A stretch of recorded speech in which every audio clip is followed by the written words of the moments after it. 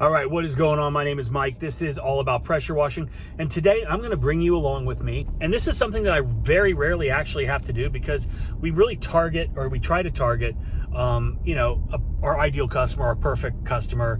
And that's somebody that has money that isn't going to be an issue. Unfortunately, every once in a while, we run into a problem when somebody is slow pay. Very rarely do they not pay because I'm resilient, and if we do the work, I'm going to get my money. That's the bottom line. And so this guy, he hired us. I've contacted him. Obviously, we have a process that we go through. Once the work is complete, they get an email with their invoice. After that, I give them, I think it's like 15 days before they get hit with another invoice, just a reminder. And then after that, typically people pay, right? Like, it doesn't normally take that much. It's a house wash. This particular job, it was, I think, $300. I'd have to look at the invoice, either $250 or $300. And we just did a house wash. The guy didn't respond, didn't pay. In my QuickBooks, I can actually see where they opened up the email. So I know that he's received it. I know that he has seen it. And I know that he is now ignoring me.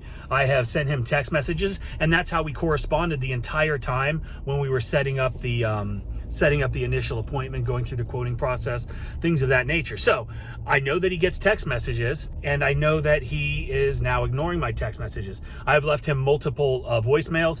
I've threatened a lien. Now, I threatened a lien.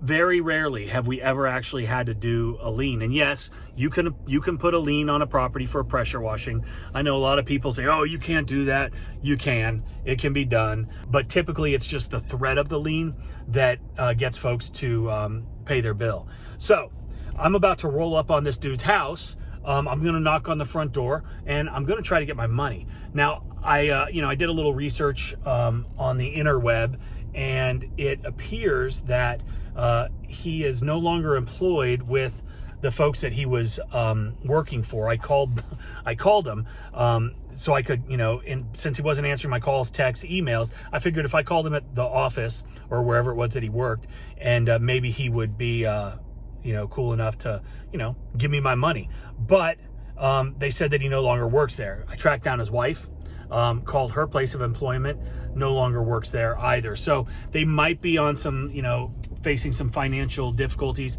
and hard times. And if that's the case, just tell me. Like, we can either work something out, or, it's only $250. Like, I don't need the money that bad. I want it because we did the work. I paid my guys. I paid for the gas. I paid for the chemicals. I paid for the time, right? Like, and I got some guy that's trying to pass me.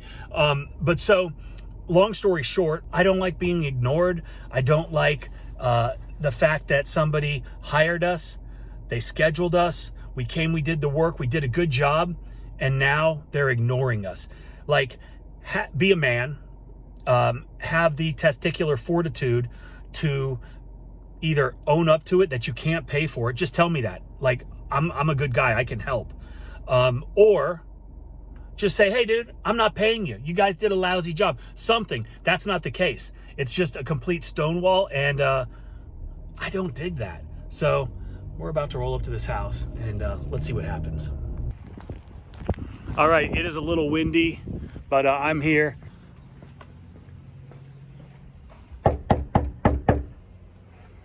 All right, I'm going to turn the camera around now.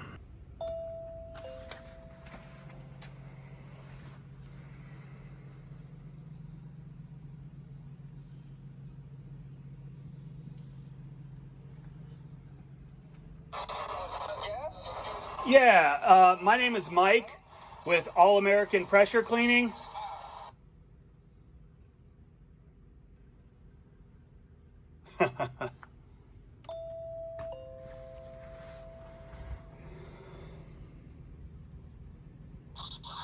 Yes? My name is Mike with All American Pressure Cleaning. I came to get my money.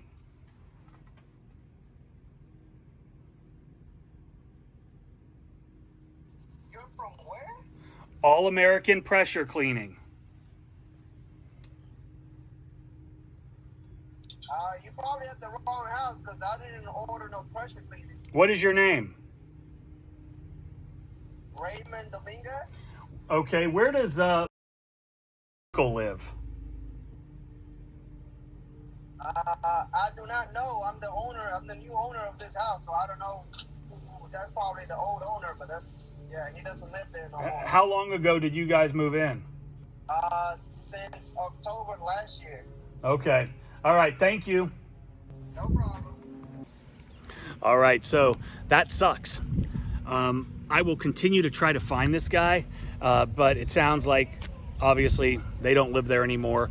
And I just looked at the invoice. We performed the service on September 10th of last year. This one got away. So I'm gonna eat $250 because we cleaned this house for a deadbeat and he never paid us.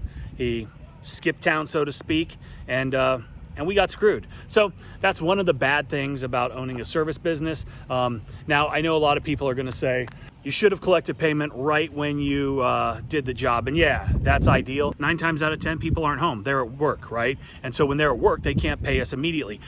Get a deposit. I'm not gonna ask somebody for a deposit on cleaning a $250 house, right? That's just not what we do. And to my own detriment, obviously, in this scenario, because I lost $250. Live and learn, and it's gonna happen, right? Things happen in business where you lose a little bit of money. So that's why you price accordingly. You have, it built into your quote. So when things do happen like this, it doesn't have a dramatic impact on your business. Clearly, it's not going to impact me financially, but if you're just starting out, it possibly can. Anyway, guys, check out the resource page, pwcourse.com, and there's a bunch of great information on there. So again, they got me good. I hope you have a great day. Don't get got good by people like this.